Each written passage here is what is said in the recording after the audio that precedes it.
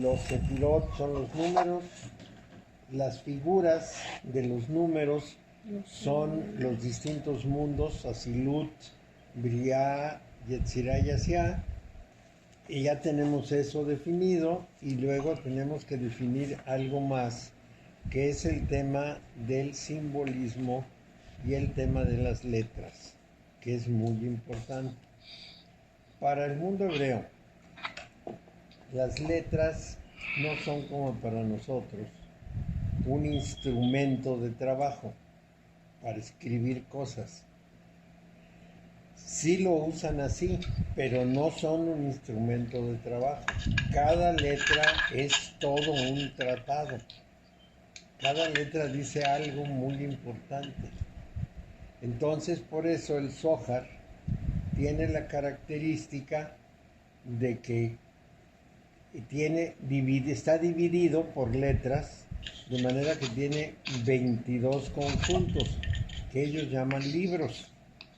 Yo conozco un Zohar en hebreo completo, es el único que conozco completo, y como que no le entiendo nada, pues no puedo saber cómo está dividido, pues no entiendo ni hostia, pero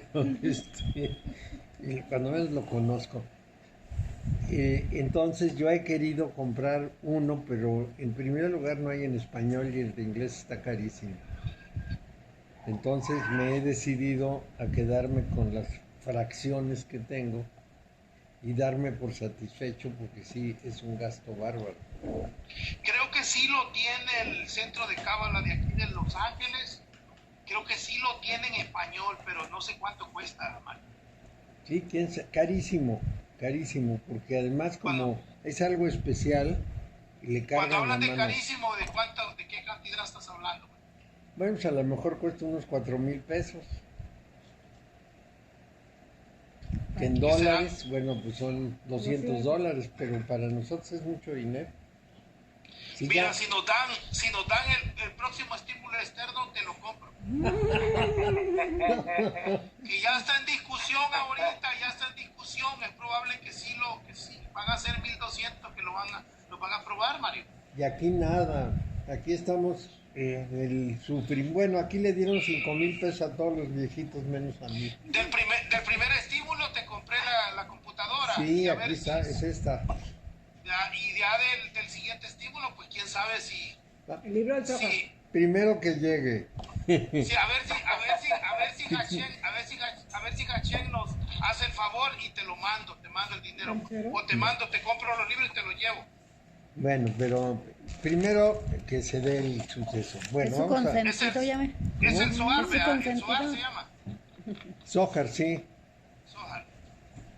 Bueno, entonces los símbolos, igual que las letras, los símbolos no son simplemente algo que representa palabras.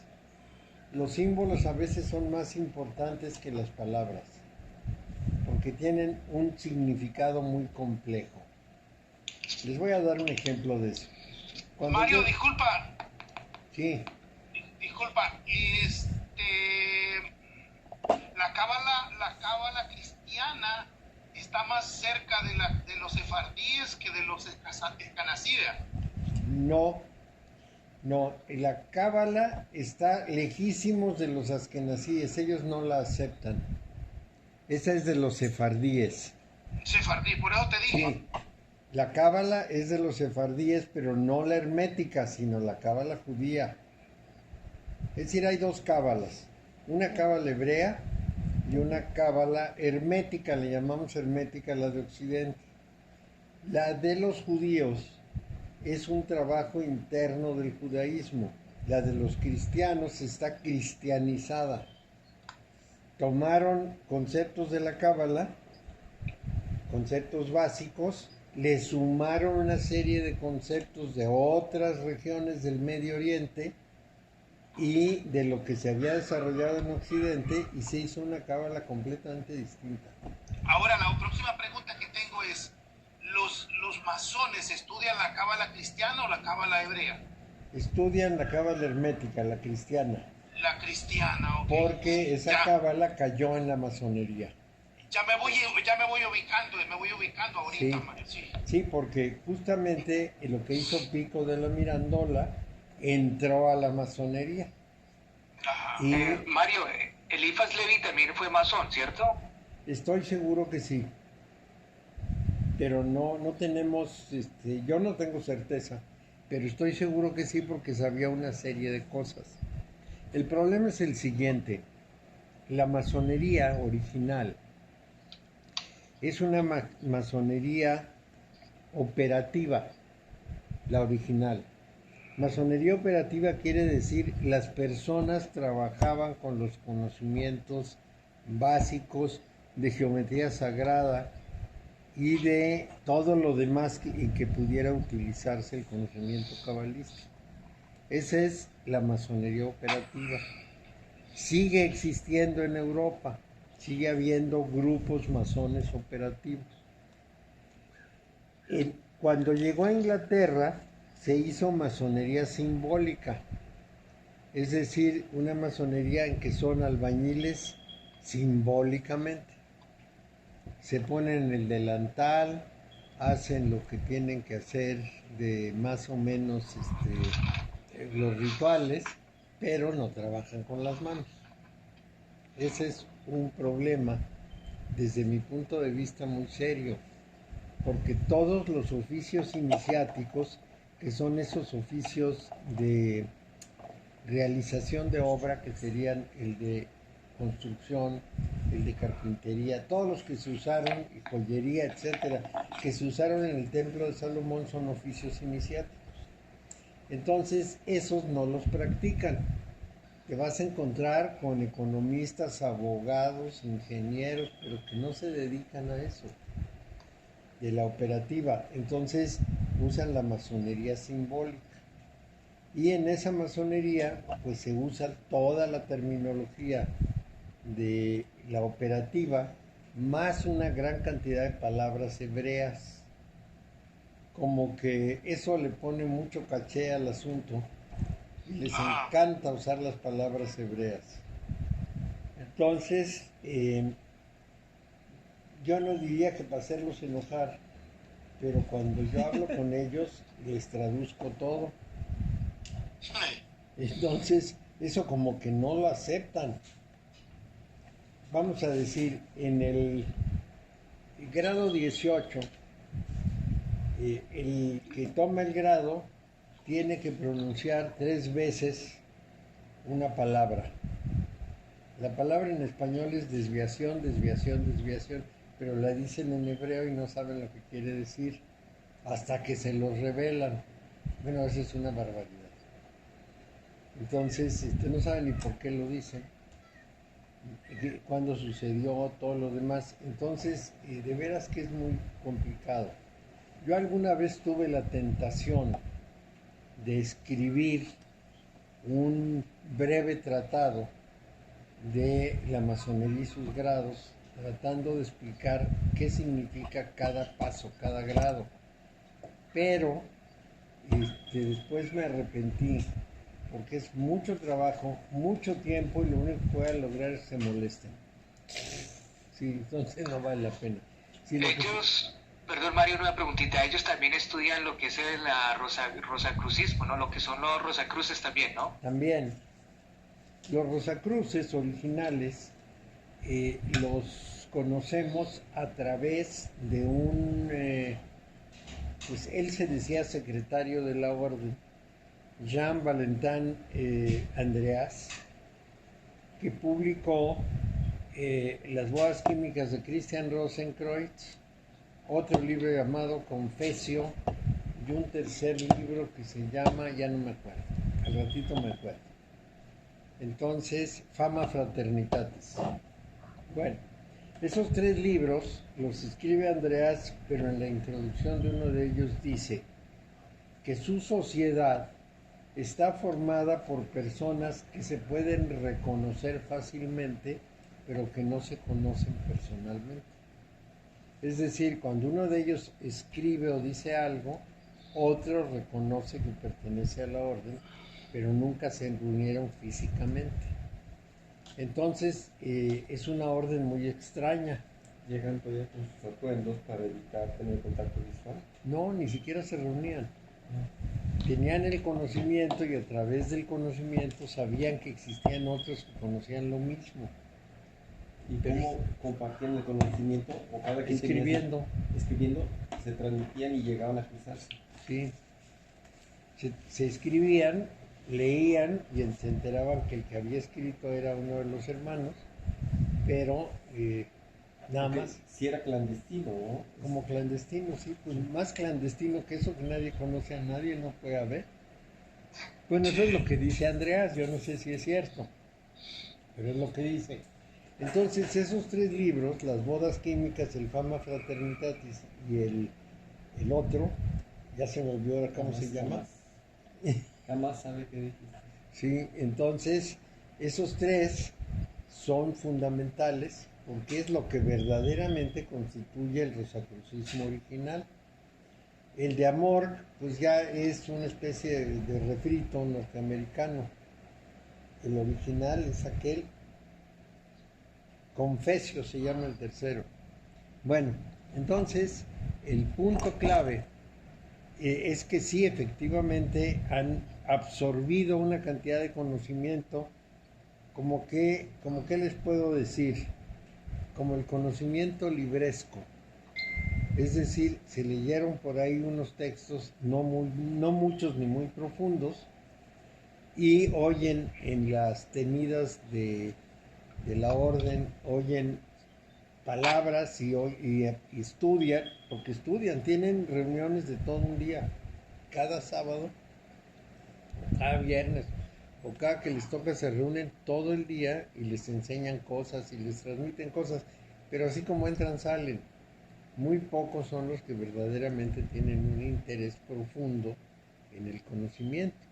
Y entonces ahí tenemos un problema muy serio porque digamos que esos pocos sufren mucho dado que no hay mucha gente que les enseñe. Y luego, como en todas las organizaciones actuales, se dividen a cada rato. Bueno, también en las antiguas había divisiones. Sí.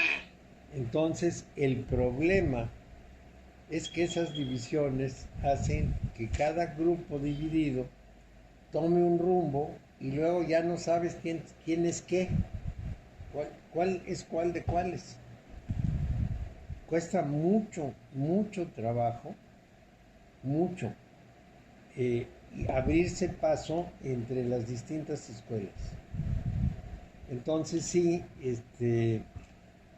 como son callados, no sabes de qué tratan, entonces no sabes cómo considerarlos. Cuando exploras un poquito y te preguntan cosas, más o menos te enteras por dónde andan. Eso es importante. Pero bueno, eso no tiene remedio.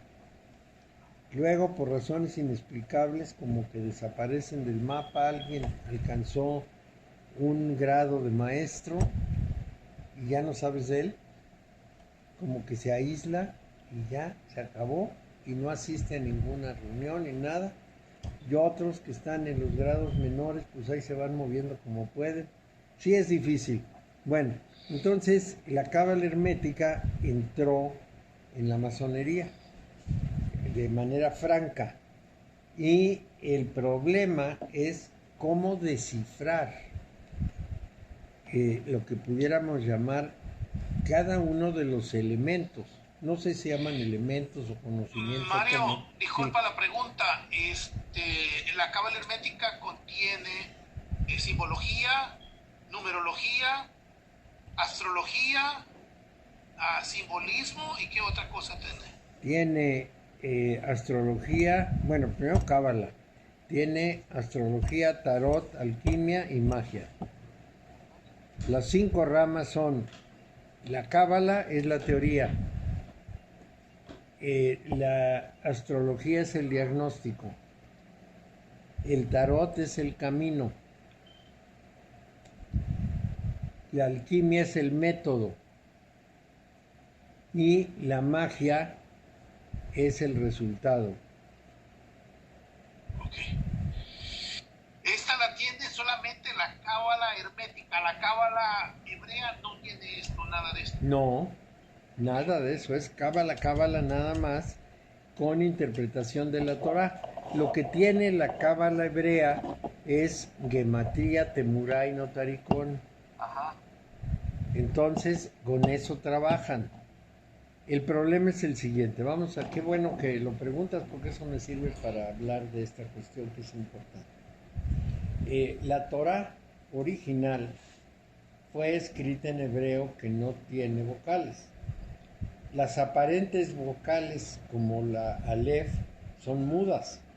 Entonces es lo mismo que si no fueran vocales. Como son puras consonantes, tú le puedes poner las vocales que quieras. Por ejemplo, a CN le puedes poner lo que quieras. Cena, cine, cama, coma. Y ponle todas las vocales que se te ocurra. Entonces, ¿cómo sabes cuál es la verdadera palabra? Entonces se entiende que los masoretas se dedicaron a buscar la interpretación correcta. Por supuesto, no hay un grupo solo de masoretas. Hay varios grupos de masoretas y cada quien interpreta como se le pega la gana, que es un problema que nos complica la vida. Pero bueno, más o menos se van poniendo de acuerdo. Entonces, este problema... ¿Alguien tocó? Subió ruido, pero... Puede ser Paco, que no tiene llave. O su hermana. A ver si sacude la puerta. Águeda. Ah, puede ser Águeda. No, dice que... ¿No es? No. Déjenme traer más galletas porque veo que...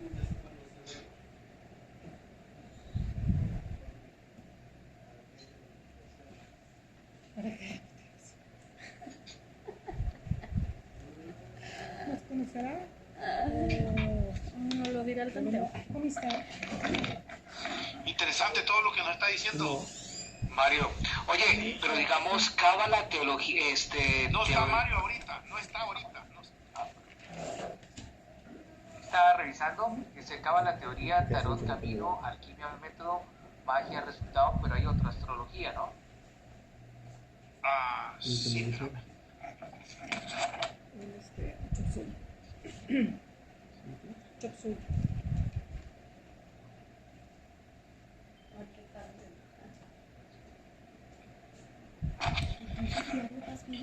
Cábala, ¿qué dijiste? Cábala es teoría, tarot, camino, alquimia, método y magia, resultado, pero de astrología no sé cuál es. Diagnóstico. Tarot diagnóstico, astrología camino. Camino.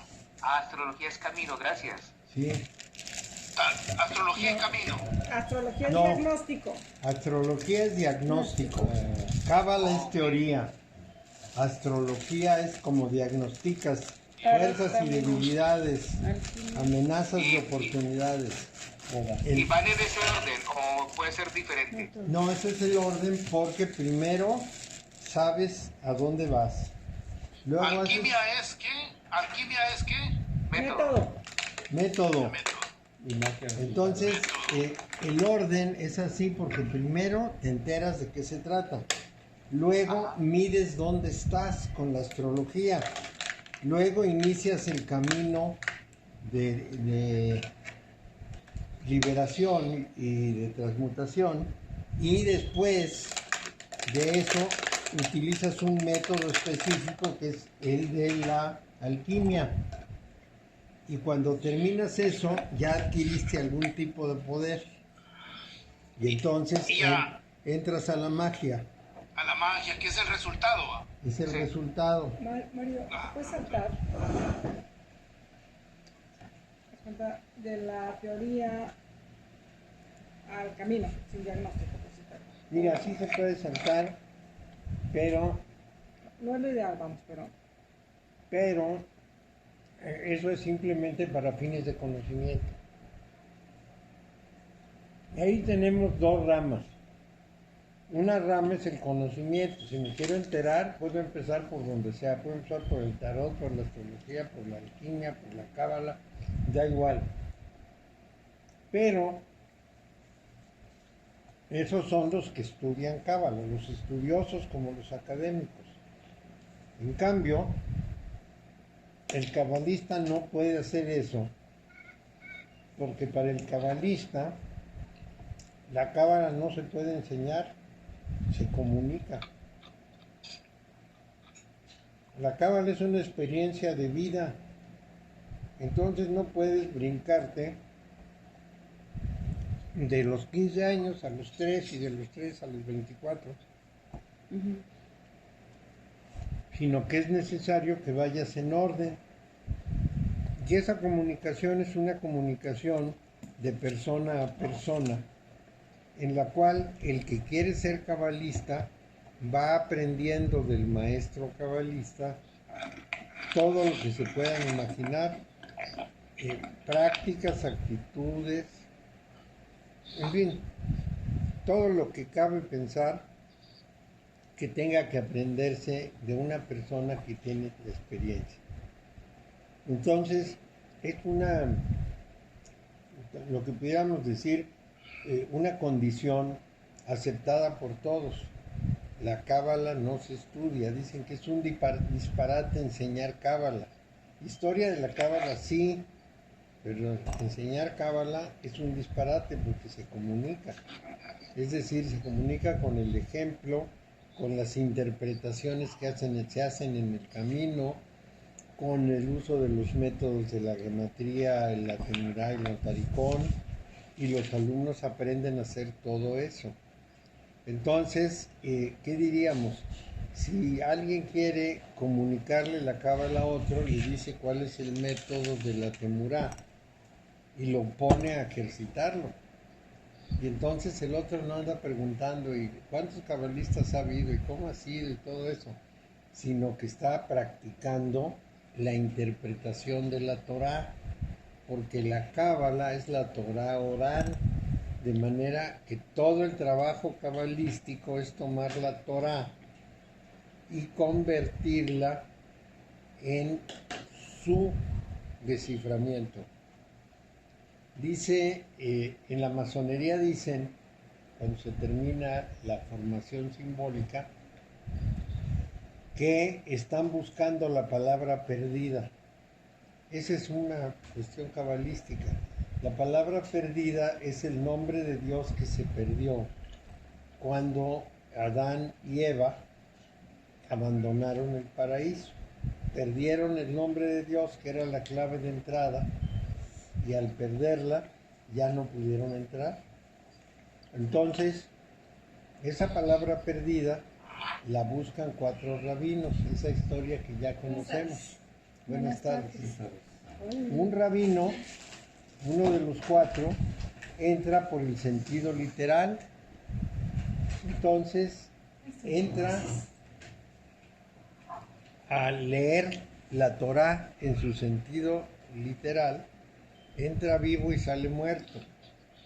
Otro entra por el sentido alegórico, entra vivo y sale loco.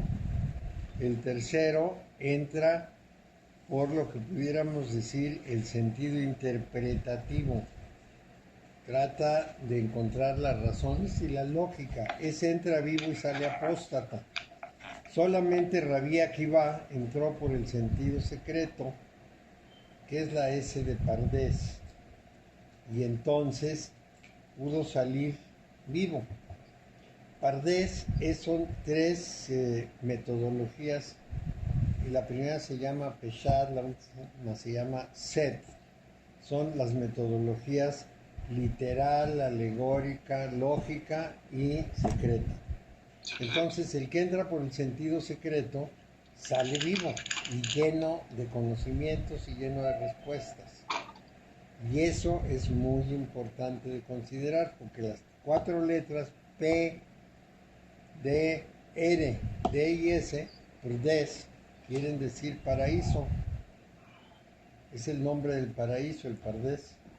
Entonces, para regresar al paraíso, tienes que encontrar el sentido secreto. Y para encontrar el sentido secreto, tienes que trabajar sobre la Torá. Entonces, tomas el texto de la Torá en hebreo y empiezas a jugar con las letras con los tres métodos. En un método vas a buscar los números y a tratar de hacer comparaciones de las cosas que miden el mismo número. En el otro, lo que vas a hacer es revolver las letras para hacer una nueva palabra. Y eso también es importante. Por ejemplo, sefarad es lo mismo que pardés. Y en el otro método lo que vas a tomar es una o dos letras de cada palabra, dando brincos en los párrafos según una cierta metodología, y entonces vas a crear un nuevo texto. Entonces es un verdadero crucigrama. Cuesta mucho trabajo el ir descifrando esto, además en hebreo. El resultado es muy complicado, porque, bueno, cuando menos yo no sé hebreo. Yo solamente puedo leer lo que hicieron los masoretas y confiar más en uno que en otro cuando me explican qué quiere decir. Entonces nadie puede leer la Torá si no ha trabajado en esto. Por supuesto que ya muy avanzado nuestra era, alguien le puso los puntitos abajo para hacer las vocales, pero es la interpretación de uno o de un grupo, pero puede haber otras interpretaciones. Y entonces el problema es precisamente cómo desciframos eso. Pues tal de los diablos. Entonces eliges unos masoretas y dices, me voy con estos, y ya. Y son los en los que vas a confiar, y entonces lo lees como ellos lo escribieron. De modo que nuestra traducción del Pentateuco, que es la Torá, pudiera cambiar radicalmente si tomamos otro grupo, pero radicalmente. Y les voy a dar un ejemplo de un cambio radical. En vez de que el Génesis empezara con en el principio, tendríamos que cambiarlo por con lo que quedaba. Entonces, en nuestra Biblia dice, en el principio los Elohim hicieron los cielos y la tierra. Y en la otra versión es con lo que quedaba hicieron los cielos y la tierra. Con lo que quedaba después de qué sería la pregunta, pero esa no nos la contesta. Entonces, y la diferencia es radical. Eso le da una riqueza enorme, por otro lado, porque hay muchas posibilidades de investigación, pero para eso hay que saber hebreo. Cuando ya les había contado que cuando intenté aprender hebreo antiguo, me dijeron que me costaba al año $900, son como 20,000 pesos, y no es un año, deben ser como 3 o 4, entonces te debe salir carísimo. Y además dedicarle mucho tiempo. Y luego, para tener la habilidad de encontrar las combinaciones, tan chino. Bueno, en esas condiciones, alguien debería hacer un programa, conociendo el hebreo y leer las combinaciones, te lo traduce y ya más o menos te das cuenta qué dice, pero bueno. Y también los masoretas trabajaron muchísimo. Entonces, esta visión cabalística nos habla del esfuerzo y el trabajo. Eso no se puede enseñar. Enseñas a usar los instrumentos, pero no les enseñas el conocimiento oculto, porque el conocimiento oculto no siempre se obtiene por la razón. Entonces no siempre es posible ponerlo en palabras. En esto tienen mucho cuidado los cabalistas, los que la practican, para hacerte todas las advertencias de qué sí y qué no. Bueno. ¿Cómo qué? A ver, un ejemplo aquí. Pues te dicen, si tú interpretas esto de esta manera, te vas a equivocar. Por ejemplo, si tú crees que Satán y Lucifer son el mismo personaje, ya te equivocaste. Así explicaste la semana pasada con los así planetas, es, así. ¿verdad? Sí. Saturno y Venus. Venus. Sí, así es. Entonces ellos están muy cuidadosos. muy, muy cuidadosos y saben muchísimo, la verdad, se han dedicado toda su vida a eso.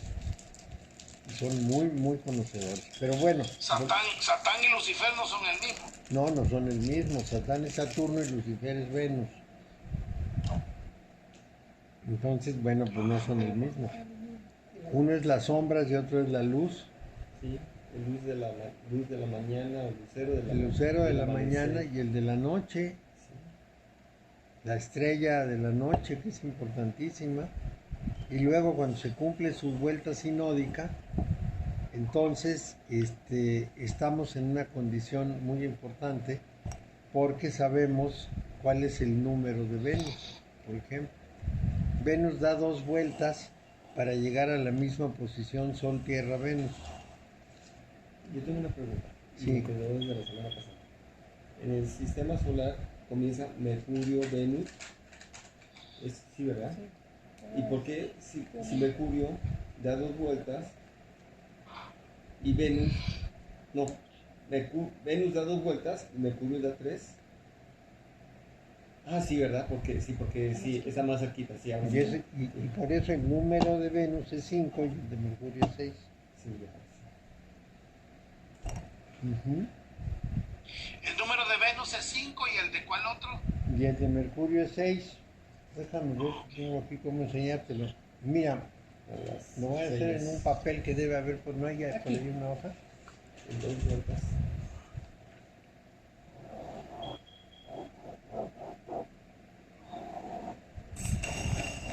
Mercurio es 6. Entonces, esta es la rueda del zodíaco.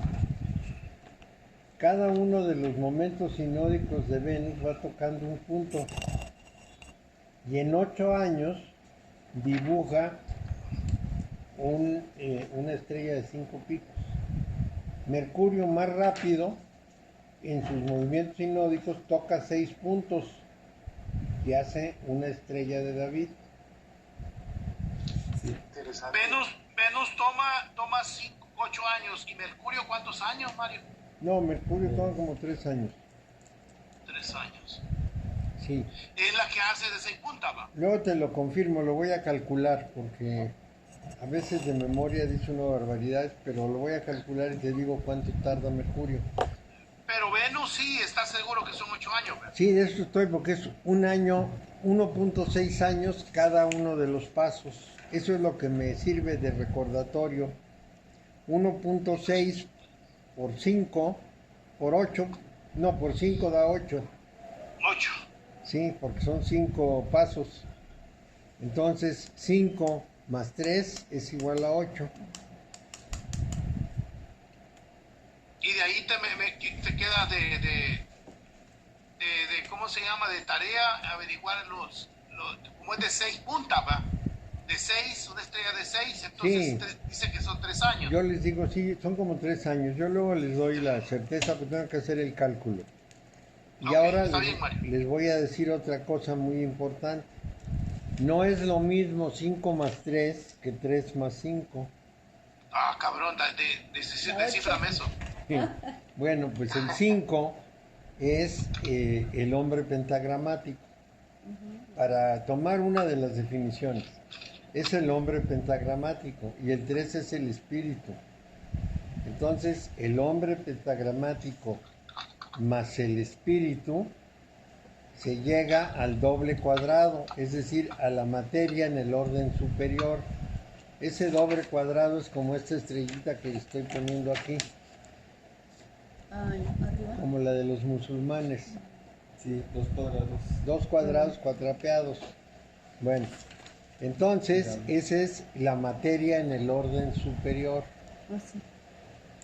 Si usas al revés el espíritu valiéndose de un hombre pentagramático, construye la materia de orden superior. El primero la encuentra, el segundo la construye, porque el espíritu va primero.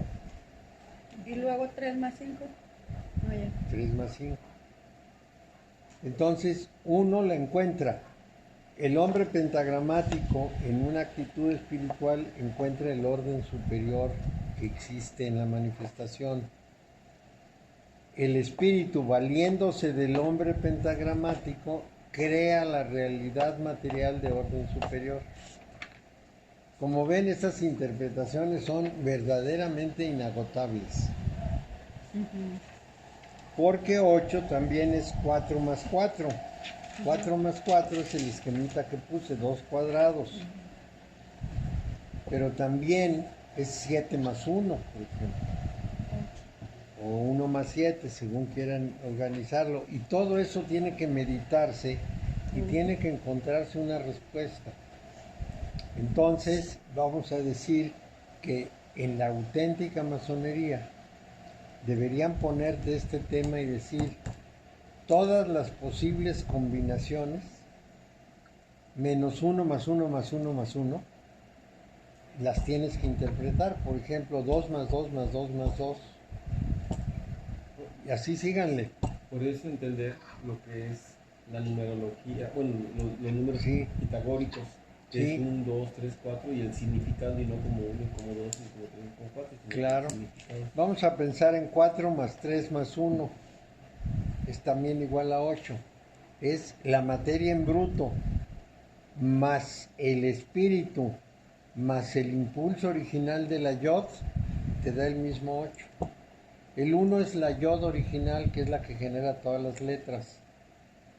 Y es el impulso creador y el dominio de sí mismo.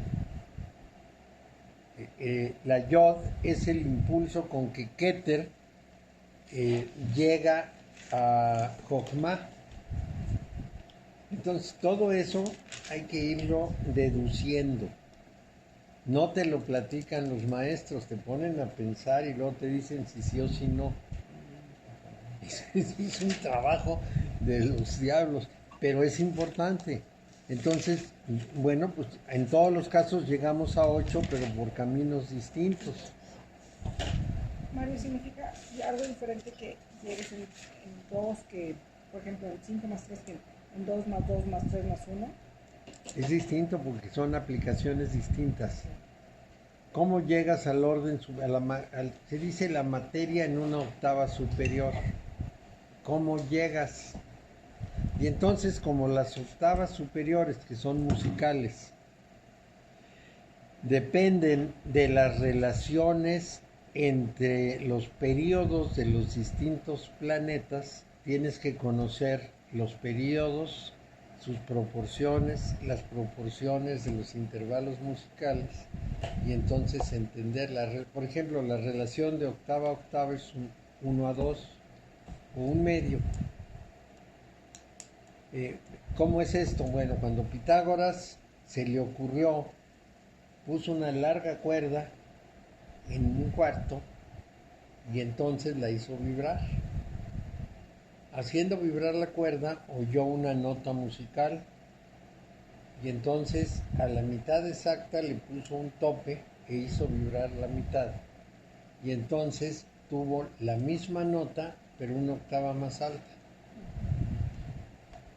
Y con eso encontró que la relación era de un medio. Si tú partes el 1 a la mitad, te va a dar lo mismo, pero una octava más alta. Sin embargo, el intervalo de quinta tiene que ser 2/3. Por eso las matemáticas aquí no funcionan como las conocemos. Claro, son otras matemáticas. Y tienes que meterte mucho en los periodos sinódicos de los planetas y en las proporciones musicales, es decir, la vibración musical. Por ejemplo, tomas el periodo sinódico de Saturno y el de Júpiter, lo divides entre 21, uno te da 18 y otro te da 19, y 18 19avos es la vibración de la tercera mayor, de Do a Mi, por ejemplo. Hasta música hay que aprender. Hasta música hay que aprender, entonces fácil no es. Es un trabajo muy dedicado y está todo imbricado. Pero se vuelve al mismo tiempo genera un resultado creativo, la mente se vuelve más ágil. Claro, en el Museo Heraclión hay un Todo va objeto checando. que tiene muchos agujeritos. En el centro tiene una estrella con unas como llamas torcidas, así 7. Y muchos agujeritos. Ese era el instrumento con el que calculaban todas las cosas, porque los agujeritos guardan la proporción y entonces ponían varitas en los agujeritos y de ahí calculaban todo. Sabían cuándo iba a haber eclipses, cómo iba a pasar un planeta, qué significaba, cómo se relacionaba con la escala musical, etc. Una ley de probabilidades. Sí, y en el Museo Heraclión solamente le ponen rueda agujerada. No tienen ni idea de que eso es un calendario, por ejemplo. Entonces, imagínense la dificultad, porque este es un caso, una cosa, pero hay muchas. Entonces uno tiene que ir aprendiendo una por una. Por eso cuando me preguntan, ¿y por qué sabes tanto? Y le digo, pues soy viejo. Porque claro, como uno tan despacio, pues tiene que ser viejo para llegar. Si no, no llega, no alcanza el tiempo.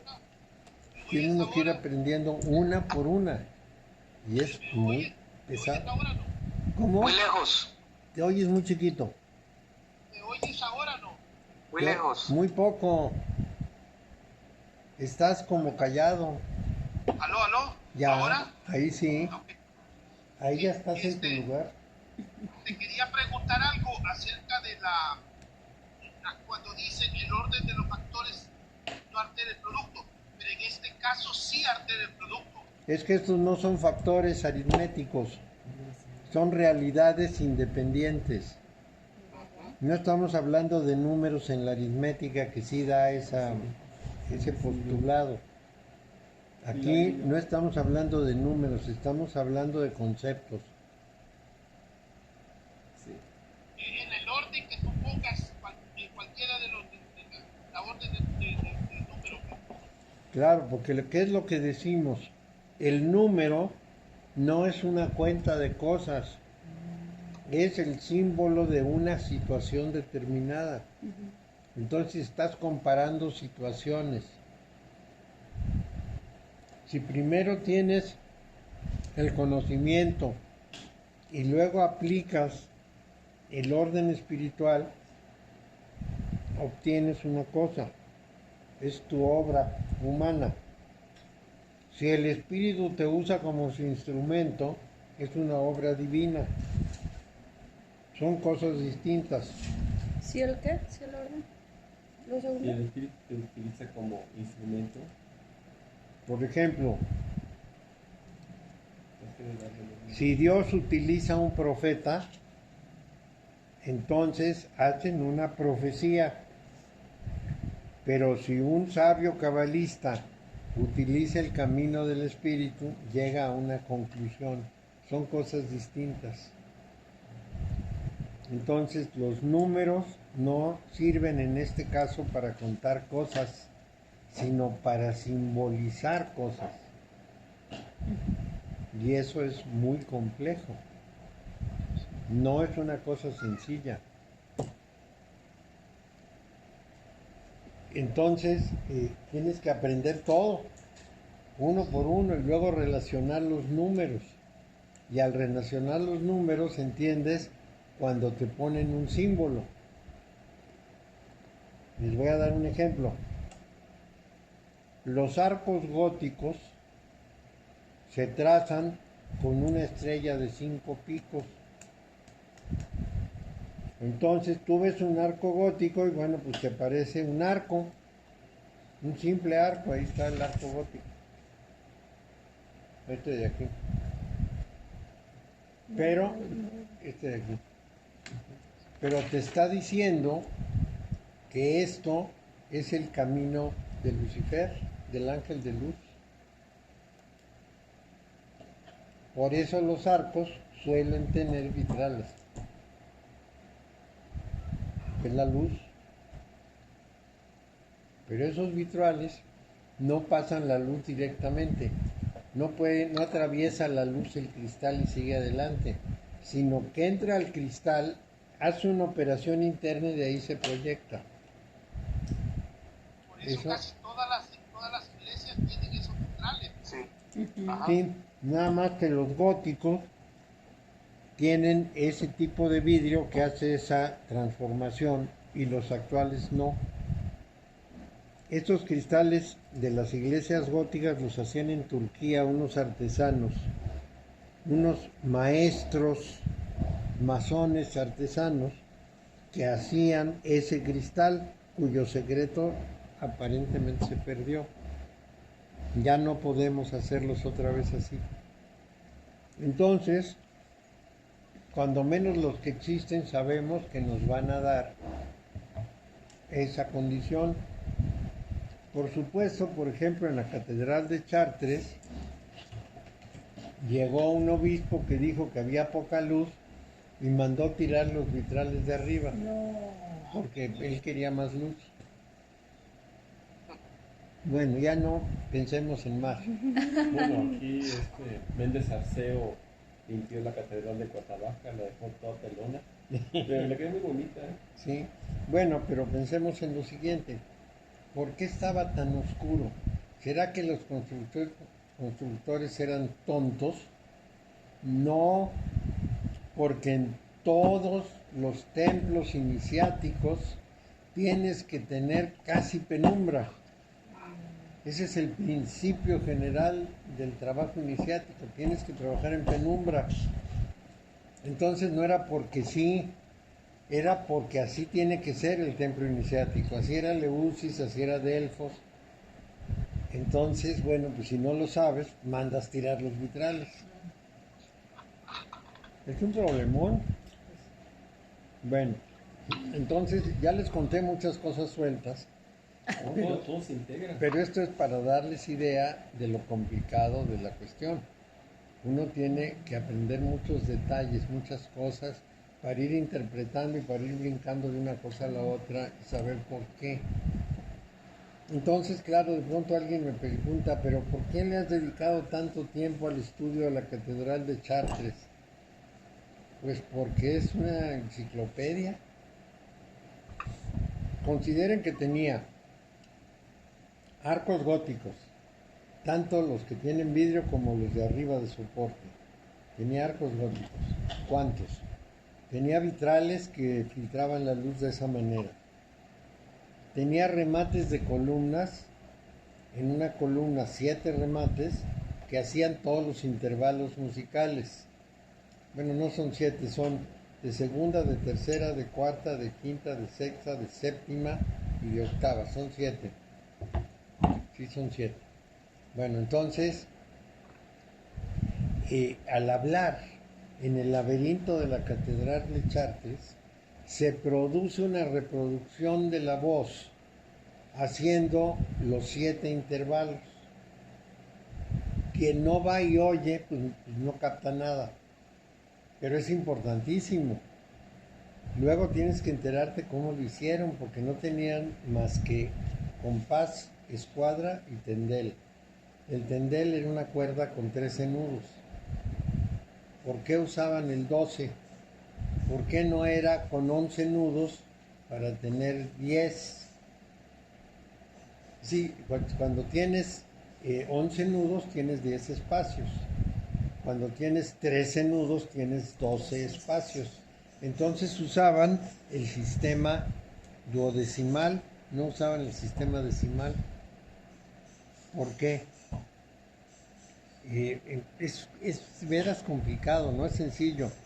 Y entonces, ¿cómo le hicieron para con un tendel, que es una cuerda que se estira o se encoge? ¿Cómo le hicieron para tener unas medidas tan precisas?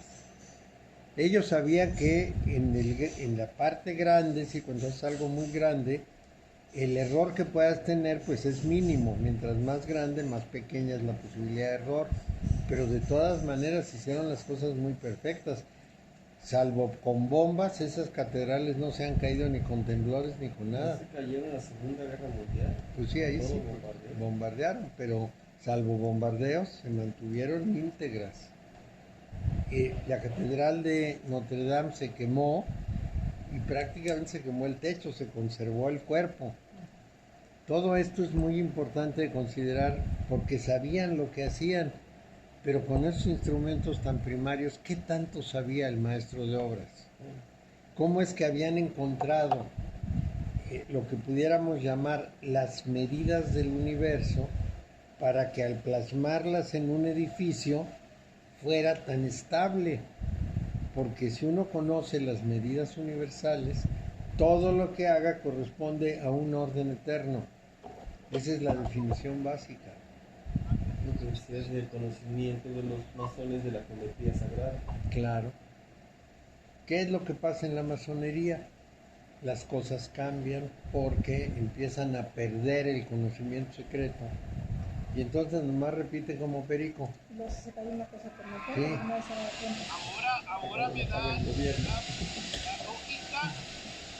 Ahora me da lógica por qué Hitler no quiso bombardear París. ¿Bombardear qué?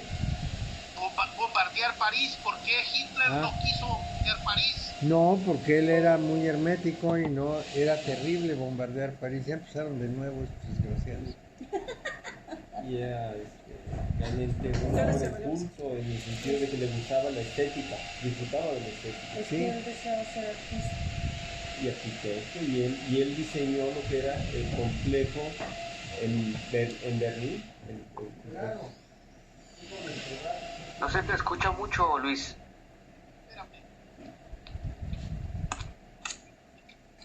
Déjame ver. Es que creo que esta babosada se jodió ya, fíjate. Espérame.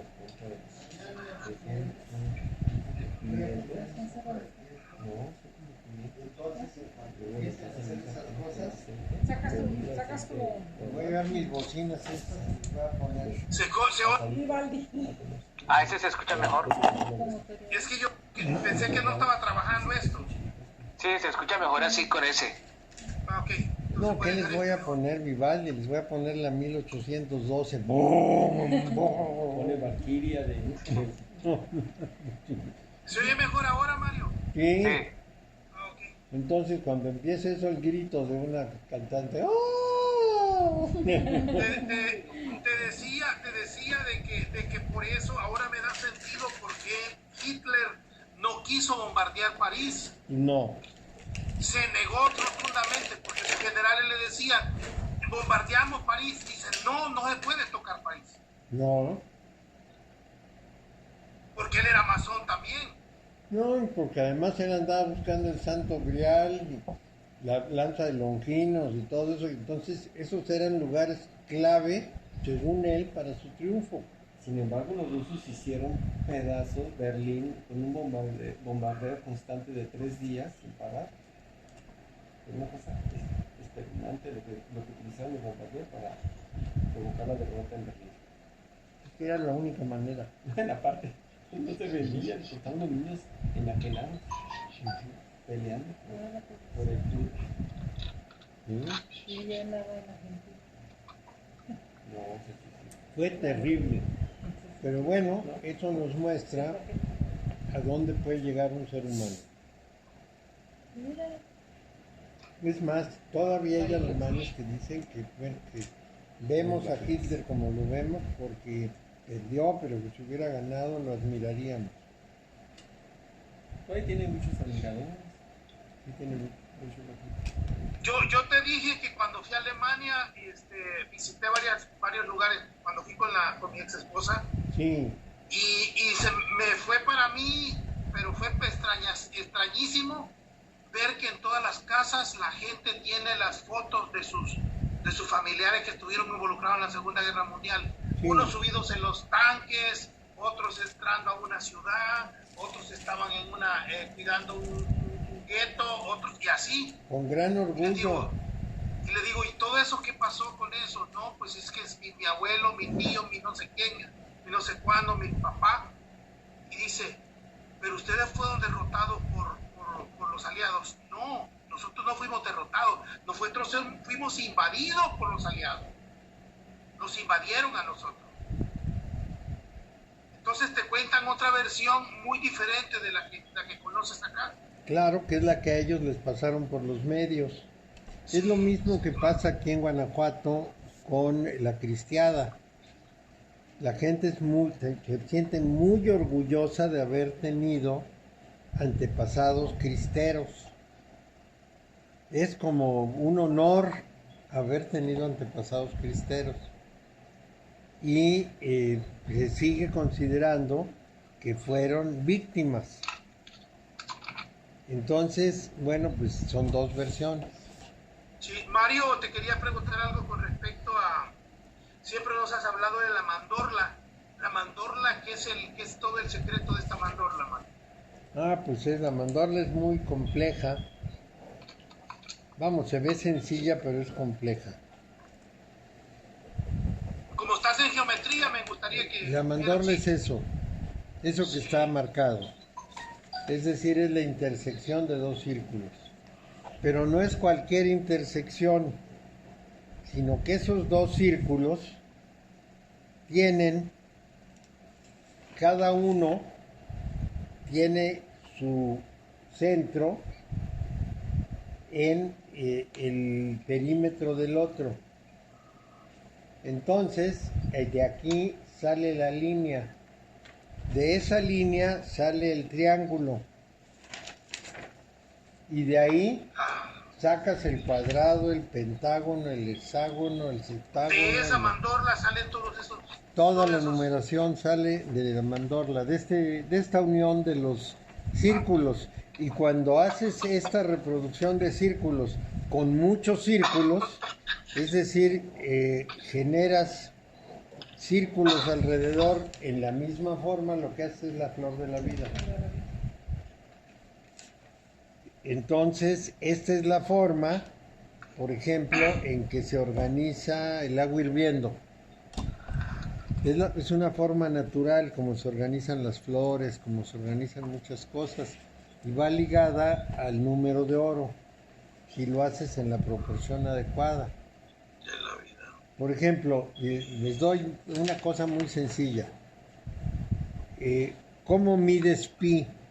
Pues de manera muy fácil. Haces un círculo de diámetro 1 y entonces mides el perímetro y te da pi. Así de sencillo. Porque como el perímetro es pi por diámetro, pues si el diámetro es 1, pues la medida es pi. Así lo calcularon. El 3.14. Así es, 3.159415. Al infinito. Sí, al infinito. Entonces, la cuadratura del círculo no se puede hacer con cálculos, se tiene que hacer gráficamente. Entonces, por ejemplo, entre la base de la pirámide de Gizeh y la media esfera que puedes apoyar en su punta, hay la solución de la cuadratura del círculo. Así de sencillo, nada más que se requiere saber. Sí, es muy sencillo verlo, es muy difícil hacerlo. Interpretarlo. Sí, porque la interpretación, sí. pones una media esfera y entonces está cruzando el cuadrado y esta es la solución para la proporción. Sí, Esa es la cuadratura del círculo, eso es lo que hacen las tres pirámides, cuadrar el círculo, aparte que están muy bien orientadas, etcétera, hacen muchas soluciones geométricas importantes. Si eso no nos hace entender que las personas de distantes épocas, porque esas pirámides son de hace 11,000 años, sabían mucho de esto, no sé qué nos pueda hacer eso. Pero no solo hay eso, también hay una serie de relaciones geométricas entre distintos puntos. Por ejemplo, entre el punto de la piedra azul que usaron para Stonehenge, que están en Inglaterra los dos, Stonehenge en el sur, la piedra azul casi en el límite del mar Atlántico. Hay otro sitio que está por ahí también, que es un monasterio, pero eso tiene una relación con Karnak, que está en Francia, y tiene una relación geométrica muy precisa. Y uno de los puntos de ese triángulo toca Londres. Entonces, cómo hicieron para trazar todas esas cosas con toda la conciencia de lo que estaban haciendo. Hubo un señor que ya no me acuerdo cómo se llamaba, que tomó el mapa de Inglaterra, porque estaba viajando por Inglaterra. Tomó el mapa y en uno de esos momentos en que se paró en la carretera pensando a dónde voy, puso el mapa enfrente, tomó una regla, la puso en una ciudad, porque quería medir una distancia o algo así, empezó a girar la regla y se dio cuenta que conectaba varios puntos importantes. Entonces, una ciudad, un cementerio, una montaña, una catedral, y todos estaban en la misma línea. Entonces hizo un retrasado del mapa de Inglaterra y encontró una serie de relaciones muy importantes. Esas líneas se llamaban, ya no me acuerdo cómo se llamaban, pero son verdaderamente notables porque alineaban sus monumentos de todo tipo, sus catedrales, con lo que quieras, con ríos, con montañas, con lo que fuera. Y todo eso tenía un simbolismo importante porque se refería a puntos de equilibrio terrestres. Todo esto está contenido pues en los monumentos antiguos y parte del trabajo del conocimiento de la geometría sagrada es justamente descifrar toda esa trazada terrestre de las construcciones antiguas. Karnak es un sitio en Francia donde tienen un montón de piedras en la playa que supuestamente lo que hacen es no permitir que las aguas se metan. Y ese lugar está relacionado con Stonehenge. Stonehenge está relacionado de donde tomaron la piedra azul, que está como 80 kilómetros, quién sabe cómo la habrán hecho para llevarla ahí, y está relacionado con otra línea que cruza con Londres y con Glastonbury, con muchas partes. Entonces se queda uno azorado de cómo pudieron en esa época trazar con tal precisión las cosas si no tenían mapas. Sí. No sabemos cómo lo hicieron, cómo hacían una alineación perfecta. ¿Quién sabe? Caminando pues es muy difícil, es lo mismo que las figuras de Nazca. ¿En dónde estaban para poder trazarlas bien? Porque desde el suelo no ves nada. Sí, pues es un pájaro y un chango. Una araña. Inmensos. Entonces, a menos que estás en un globo aerostático ahí viendo y diciendo pasa acá, más allá, atrás, así, no tienes forma. Antes los gobernantes se acostumbraban a poner en los cerros sus nombres y su partido. Sí. Y aquí el Cerro Gordo, cuando era un chico, decía Luis H. Ducón, que era gobernador en el Cerro Gordo con puras piedras blancas. Sí, eso hacían. Pero claro, en esta época ya tenemos muchos medios. En aquella época era durísimo. Bueno, entonces, este simbolismo cabalístico es muy importante porque ahí empezamos. Los símbolos pueden ser que representen una palabra. Y cuando me hiciste la pregunta les iba a decir, la cruz es un símbolo. Es un símbolo múltiple, pero vamos a suponer la cruz cristiana. Ese es un símbolo. Y la palabra cruz no nos explica todo el símbolo de la cruz. El símbolo es más rico que la palabra. Pero además el símbolo tiene una potencia, porque con la cruz en la mano conquistaban. Y vamos a decir, Constantino usó ese símbolo para llegarse a los cristianos, porque dijo que le habían declarado, con este signo vencerás, y era la cruz cristiana. Entonces imagínense la carga simbólica de eso. Bueno, entonces los símbolos tienen un poder. Algo pasa. Parece que son unos pajaritos que están cantando. Luz. Es que tenemos como unos pajaritos. Creo que es donde está Luis, creo que hay unos pájaros, ¿cierto? Ya no callamos. ¿Quién sabe qué hay? Pero bueno. Sí. Ya se fue. Entonces, el símbolo puede ser un dispositivo energético muy grande para atraer la atención o para repeler entidades espirituales. Por ejemplo, el tetragramatón se pone en las puertas para que no entren los malos espíritus. Ya te lo traje. Es un escudo. El tetragramatón es un escudo. Y también como eso, hay símbolos de la brujería más negra, que se supone que si ves el símbolo quedas perjudicado por el símbolo. Entonces el simbolismo tiene una gran trascendencia. A la estrella de 6 puntas le dicen el símbolo de David, ¿verdad? Es la estrella de David, sí. Y bueno, en el árbol de la Cábala puedes considerar más o menos así. Keter es un punto en el centro de un círculo.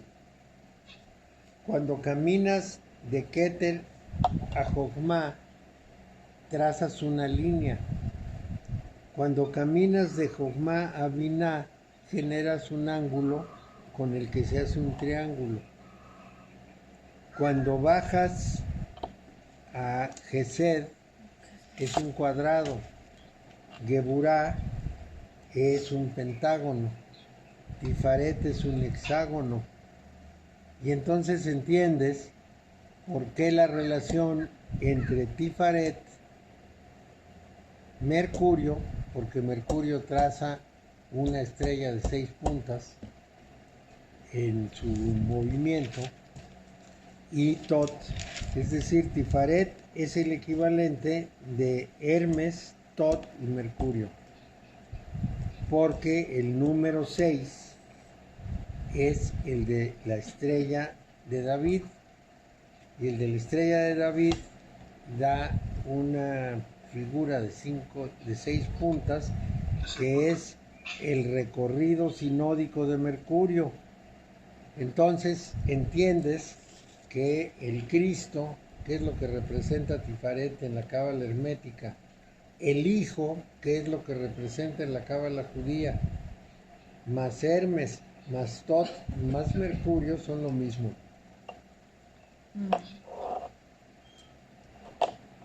No quiero espantarlos cuando les cuento esto, para que piensen cuándo vamos a aprender todo esto. No, está padre. Sí, Porque es toda la vida dedicada a eso. Es una riqueza impresionante. Porque Claro. ya no estoy analizando como una entidad numérica de un uso convencional, sino como una simbología de cada uno, y cada uno tiene una interpretación.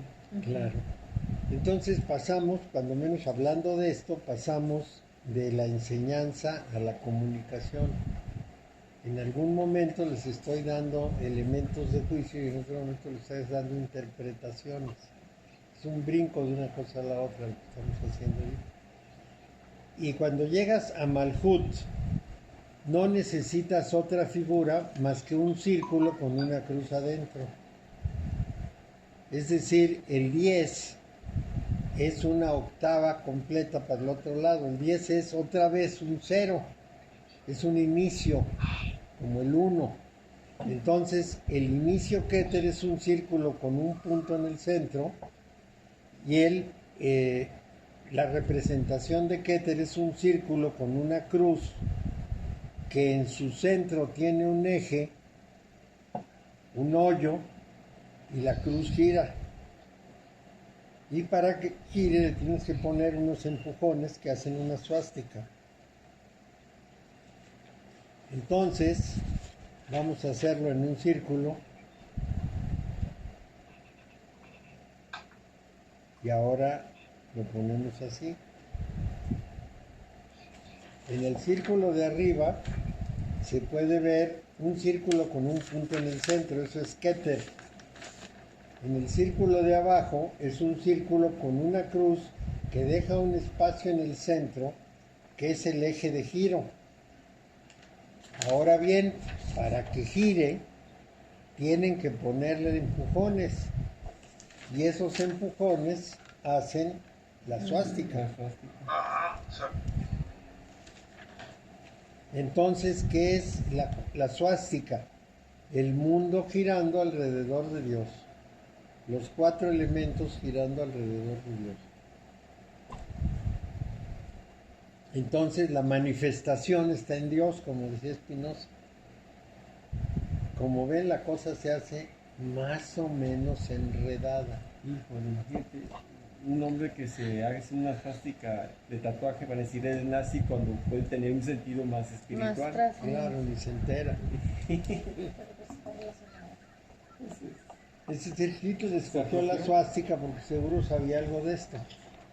Pero bueno, se interpretó como que era de él y no es de él. no, es que sí, en todas las simbologías. Usó un símbolo, quizá indebidamente, pero lo usó porque lo conocía. Entonces, Pero hay una levógira y en la otra, ¿cómo se llama? dextrógira. Estrógira. Ves que cuando ves la Tierra desde el polo norte, el giro es levógiro.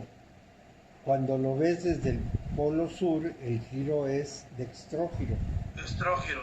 Uno para adentro y otro para afuera. Claro, es decir, visto el polo norte, tú ves que da vuelta al revés del reloj. Así da vuelta a la Tierra.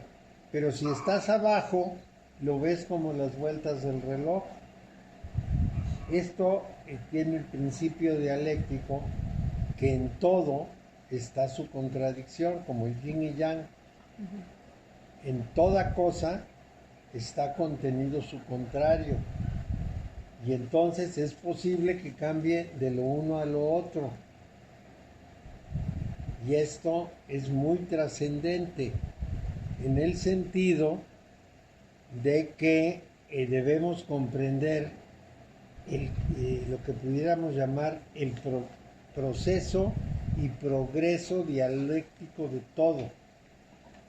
Cuando nosotros tomamos una iniciativa, da la vuelta a su contrario. Vamos a decir, un revolucionario toma el poder y se convierte en dictador. Y viene una nueva revolución que hace lo mismo. Entonces siempre hay un movimiento continuo de una cosa a la contraria. Eso es lo que Hegel, que después tomaría Marx, es lo que Hegel plasmó, el movimiento dialéctico de la filosofía, que es muy importante. Toda cosa lleva a su opuesto. El materialismo dialéctico. Sí, el principio de la dialéctica. Entonces, en todos los órdenes del mundo se ve así. Visto del polo norte es levógiro, visto del polo sur es dextrógiro. Como si girara al revés. Y Newton Sí. lo proclamó como una ley. Gira así. Yo lo veo desde arriba y veo que va al revés del reloj. Lo veo desde abajo y va como el reloj.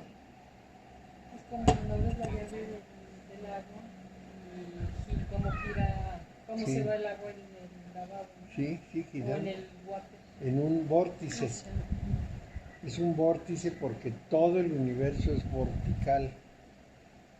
O sea, todo el universo procede como vórtices. Y dicen que el movimiento de la conformación geométrica de las plantas y todo tiene que ver, porque aparte de que nosotros hacemos un movimiento solar, también hacemos ¿cómo se llama? Como sistema solar, un movimiento que estamos acompañando también con el movimiento de los... Sí, de el Sol planetas. se mueve, la galaxia se mueve, nosotros nos movemos dentro del sistema planetario solar y todo hace esos movimientos verticales. Ya les decía en la sesión anterior que las pirámides siempre se construían sobre un vórtice en la Tierra. Es decir, los constructores de pirámides buscaban dónde estaba el vórtice y el centro de la pirámide lo ponían en el vórtice. Usándolo dextrógiro bajaban al submundo, al mundo subterráneo, al inframundo, y usándolo Levóquiro ascendían a los cielos o a los órdenes superiores. Los mayas tenían 9 escalones de inframundo y 13 escalones superiores, que dan 22. Y la pregunta sería, ¿por qué 22? ¿De qué se trata? Entonces a esa pregunta iremos respondiendo en el camino, porque requieren meterle mucha información. 22 son los senderos y 22 son las letras hebreas, de manera que ahí hay un misterio en el famoso 22. Bueno, entonces hoy terminamos casi a tiempo. Sí, muy buena la clase, Mario, porque nos diste un poco de geometría y de números y simbología al mismo Un tiempo. poquito de todo, un poco de teoría, un poco de interpretación, pero no siempre debe ser todo aburrido y directo, sino que podemos tener momentos así. Es que todos Correcto. estos ejemplos Sí, ayudan mucho a entender. Sí. Bueno, Bueno, Riquis. nos vemos. Bueno, Mario, muchas gracias. Vaya, Mario. Que les vaya muy bien. Gracias Te veo- igualmente. te veo- Hasta te veo luego. a las 7:30 te veo, Mario. Sí, más bien hoy es, piensa en 8:30, 9. 7:30 de allá, sí. Sí. Sí, hasta luego. Entonces también es importante saber como los significados de los signos, ¿verdad? Porque si así, o sea, uno a veces no conoces ni lo que quiere decir. Claro. René Guénon, que fue un gran tratadista francés, tiene un libro de símbolos que estudiado descubre uno muchas cosas. Y hay libros, hay diccionarios de símbolos, Iglotis o uno.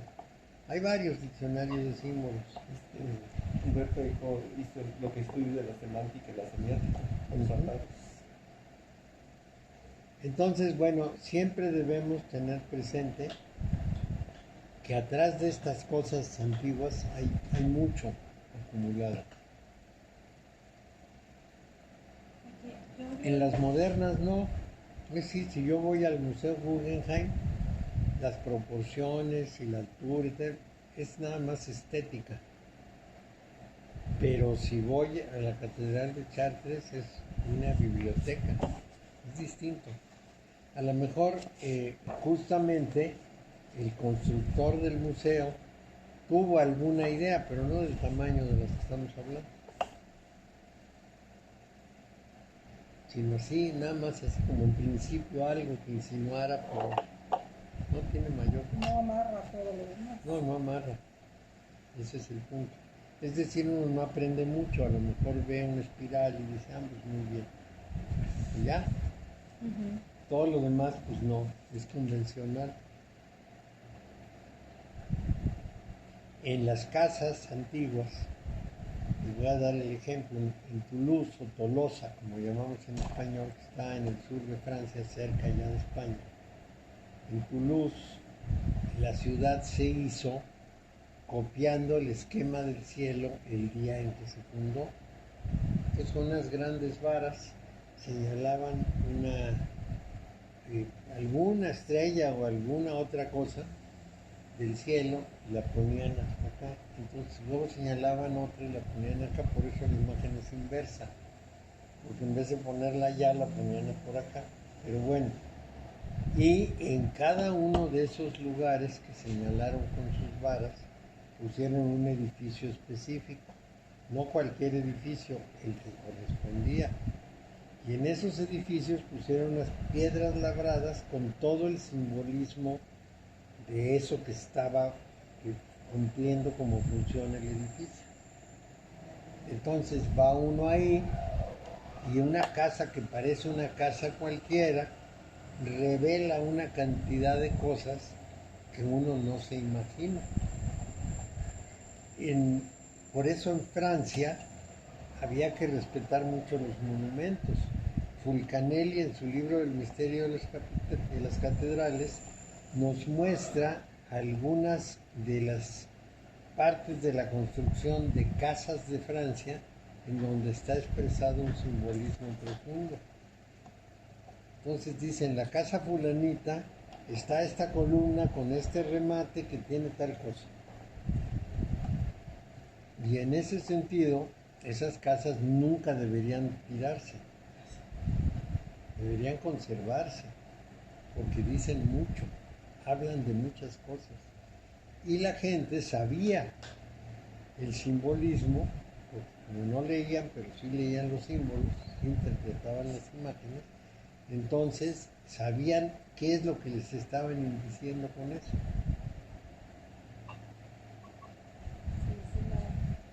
Dicen todo.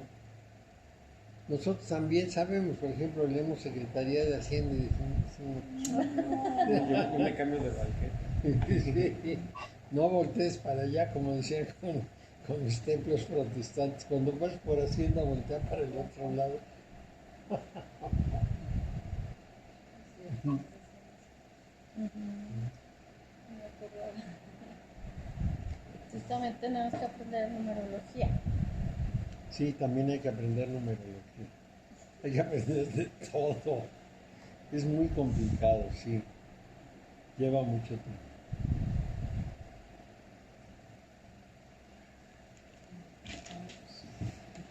Pues bueno.